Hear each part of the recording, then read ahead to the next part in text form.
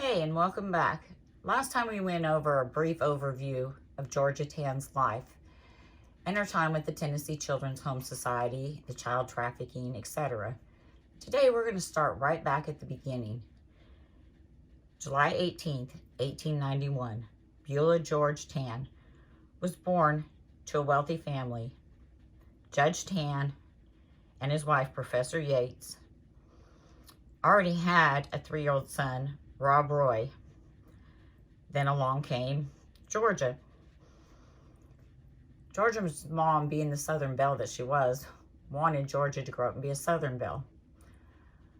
Her father wanted her to be a concert pianist. Georgia had other ideas.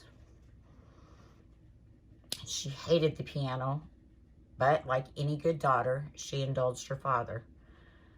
But she also defied her family by wearing jeans and flannel shirts, which was way out of line for that era. But Georgia didn't care. Georgia looked up to Hitler and wealthy people.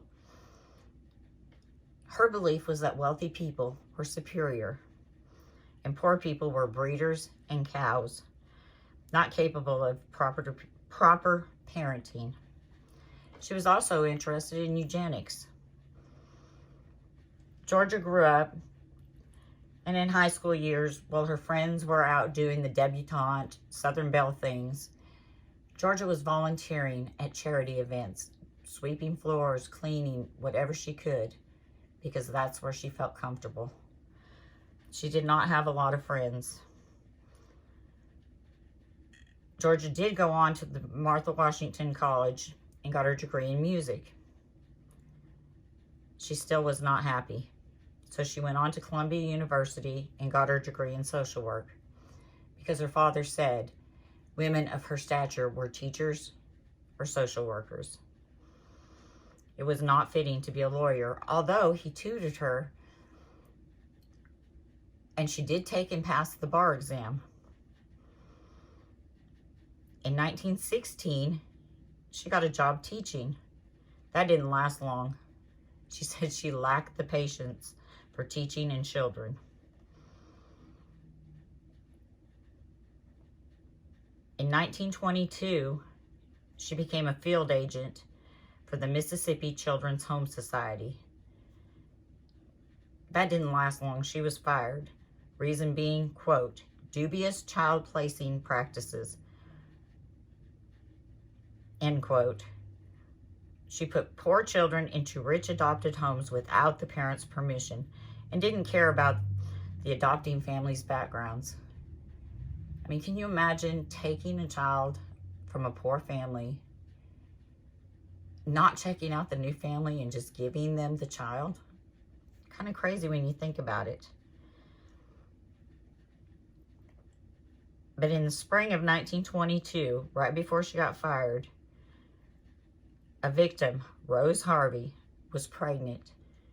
She was widowed. She lived in a small cabin and was very poor. She was tired and she went to lay down. Her 2-year-old son was playing outside and Georgia pulled up. She took him straight from the yard. With the help of her father, who signed the legal papers declaring Rose unfit, he was put up for adoption. Rose hired an attorney, but she never got her son back.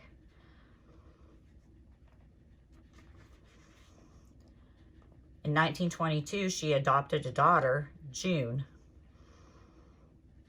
That's when she met Ann Atwood, 8 years older, and Ann had a son of her own. During this time, it was rumored that Ann was George's partner, but in that days, that was also frowned upon.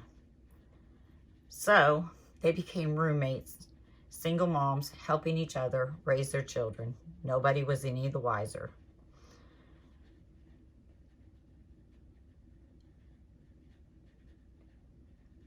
Then, in 1924, with the help of her father and his connections, she became the executive secretary of the Tennessee Children's Home Society. And that's where we're going to stop on this today. But you know, I have a lot of thoughts when I think back on this. Did the family's wealthy ways have something to do with Georgia thinking she could get away with things? Her father signing off the papers for Rose Harvey's little boy. Did Georgia think she was invincible?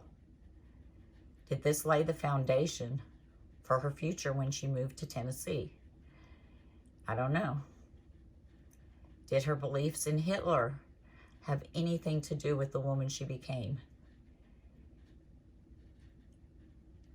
And I am sure, coming from a domineering father who was arrogant and very wealthy, especially the wealthiest person in his town, I'm sure that gave Georgia the feeling that she was superior to everyone that was poorer than her.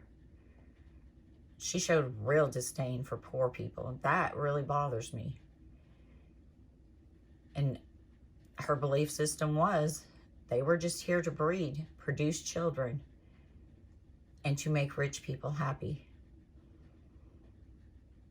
Kind of scary, kind of sad. I really wish I could see inside her mind to understand what made her have these kind of thoughts. What happened in her home growing up? What was her life truly like? Was she a self-indulged, spoiled, rich girl brat who was going to defy odds and do what she wanted to do? I don't know.